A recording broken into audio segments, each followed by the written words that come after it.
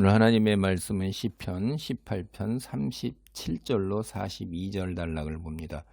요거는 이제 하나님께서 다윗에게 승리를 주시는 거예요. 결국 하나님이 승리하시는 거죠. 그래서 하나님이 우리가 앞단락에서 방패가 되어 주시고 무장을 시켜 주셨어요. 그럼 하나님의 군사잖아요, 지금. 그래서 이게 다윗의 해고라고 제가 말씀드렸잖아요. 그렇게 주의 군사, 하나님의 무장으로 온갖 걸 다 갖춘 다윗이 승리할 수밖에 없는 거죠. 쫓기던 그가 오히려 공격자가 되었어요. 그래서 그 승리를 거두고 패해서 도망가는 원수들을 추격을 하는데 튼튼한 발로 원수들의 뒤를 쫓은 겁니다. 그게 37절 말씀입니다. 내가 내 원수를 뒤쫓아 가리니 그들이 망하기 전에는 돌아서지 아니하리이다. 이게 다윗의 결심이에요. 그들을 모두 멸망시키기 전까지는 절대로 중간에 물러나지 않겠다. 이런 각오로 이제 추격을 한 거죠. 결국 다윗의 원수들이 그의 발 앞에 쓰러져 다시는 일어서지 못하게 된 게 38절입니다.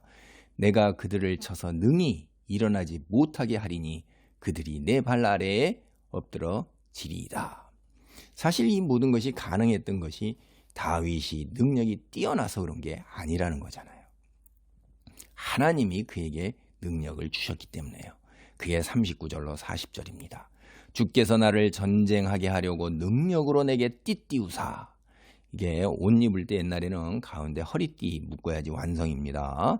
나를 치는 자들이 내게 굴복하게 하셨나이다. 완성된 거죠, 능력이. 띠띠운 거니까. 예. 주께서 내 원수들에게 등을 내게로 향하게 하시고 나를 미워하는 자들을 내가 끊어버리게 하셨나이다. 여기 그게 바로 하나님께서 주신 능력으로 도망가던 사람이 공격자가 되어서 오히려 승리를 거두었어요. 하나님이 다윗의 편에 서신 거죠. 40절 주께서 내 원수들에게 등을 내게로 향하시고, 이거 이제 문자적으로 이걸 그냥 그대로 번역하면 내게 내 원수들의 목덜미를 주시고 이러는 거죠. 이 고대 근동에서는 전쟁이 끝나면 패한 나라의 왕은 땅에 엎드려요. 승리한 왕은 그의 목을 발로 짓밟는 행위를 모든 이들이 보는 앞에서 공개적으로 행하는 거예요.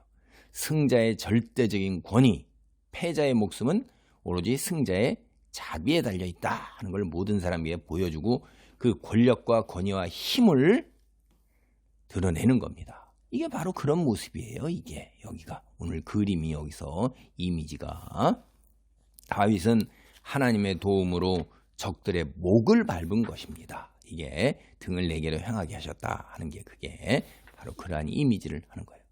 이제 41절을 보면 그들이 부르짖으나 구원할 자가 없었고 여호와께 부르짖어도 그들에게 대답하지 아니하셨나이다. 참 재밌는 거죠. 이게 뭐가 재밌는 거냐면 세상 사람들은 자기들이 이제 공경에 처하게 되면 자기들의 수단과 방법을 동원하는 거예요. 그러니까 자기들이 믿는 신들이 다 있잖아요. 이 고대 근동 세상에서도 각자 다 자기들이 섬기는 신들이 있다 이 말이에요. 대표적으로 여기서 이방 사람들이 섬겼던 신이 가나안이 바알신이란 말이에요. 그리고 온갖 모양의 이제 바알신이 이름이 여러 가지 민족 언어로 조금 다르게 표현되기도 했고 바알신 외에 온갖 단인 다 섬겨가지고 만신전 혹시나 해서 온갖 신을 다 섬겨서 만신전이에요. 이름이 만가지 신. 그 실제 만가지는 아니지만은 수많은 신들을 섬겨서 혹시나 하고 했는데 자기들이 섬기는 신을 향해서 부르짖는데 구원이 옵니까? 그게 인간이 만들어 놓은 돌, 금속, 나무, 지가 만들어 놓고 구원을 주시옵소서. 지가 능력이 없는데 지가 신을 만들 능력은 지가 있는 거지. 그 신이 뭘 돕겠어요. 숭배하는 신들 도움 요청에 응한 큰 능력이 없는 거고.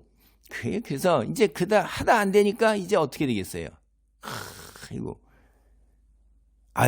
그러면 저 하나님께 한번 부르짖어 보자. 오늘 저렇게 능력이신 하나님께.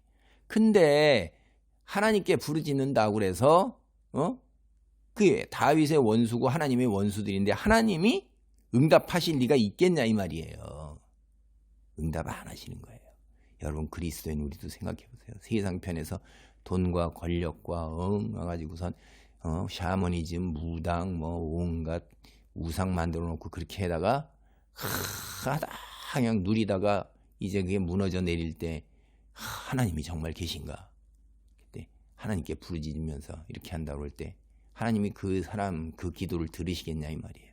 진심으로 믿고 구하고 회개하고 돌아오는 게 아니라 공경을 벗어나서 다시 누리고자 하는 그런 것들을 하나님 절대 응답하실 리가 없는 거예요.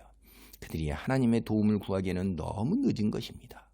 다시 말씀드리지만 궁여지책으로 우상이 힘을 발하지 못하니까 이제 마지막으로 지푸라기라도 잡는 심정으로 하나님을 찾는 거예요.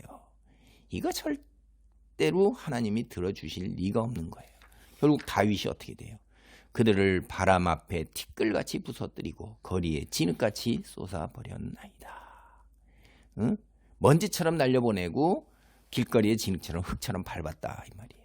이게 모두가 다 하나님의 은혜였다는 것을 다시 한번 고백하고 있는 것입니다. 우리 인간은 최선을 다해 노력하는 것 그거 해야 되는 거예요.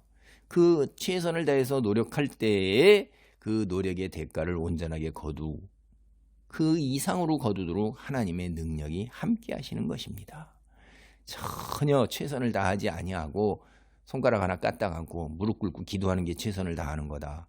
착각하지 마세요. 하나님은 우리에게 이 물질 세상을 주시고 물질 세상에서 우리에게 다스리도록 우리를 힘쓰도록 하셨어요. 그럼 우리는 힘써야 되는 거예요. 제대로 주신 걸 이 세상을 온전하게 다스리도록 하나님의 뜻에 어긋나지 아니도록 하나님 말씀을 기준으로 해서 최선을 다하는 것은 우리에게 달려있고 최선을 다할 때 그 소위 세상에서 운이나 뭐 럭이라고 그러는 것 같은 것들을 하나님께서 다 통제하시면서 불운과 재앙을 다 막아주시고 또 초자연적 능력으로 배 이상으로 하셔서 우리가 힘쓴 것보다도 더 많은 수확을 거두게 하시는 것입니다. 그래서 다윗은 우리가 당면하는 문제에 초점을 맞추지 말고 문제를 해결해 주시는 하나님을 바라보라고 결론적으로는 사실 그 말을 하고 있는 것입니다. 기도합니다. 하나님 감사합니다. 이 세상에 살아가면서 타락한 세상으로 인해 우리가 때때로 공경에 처하고 어려움에 처합니다. 때로는 병들기까지도 합니다. 그러나 그 모든 것이 하나님 손에 달려 있음을 다윗은 깨달았고 당 현실에 처한 상황, 죽음에 처한 상황에서도 아버지 현실을 넘어서는 하나님, 이면의 세상의 통치자로 계신 하나님을 바라보고 하나님께서 구원해 주실 것을 믿고 의지하며 기도했습니다.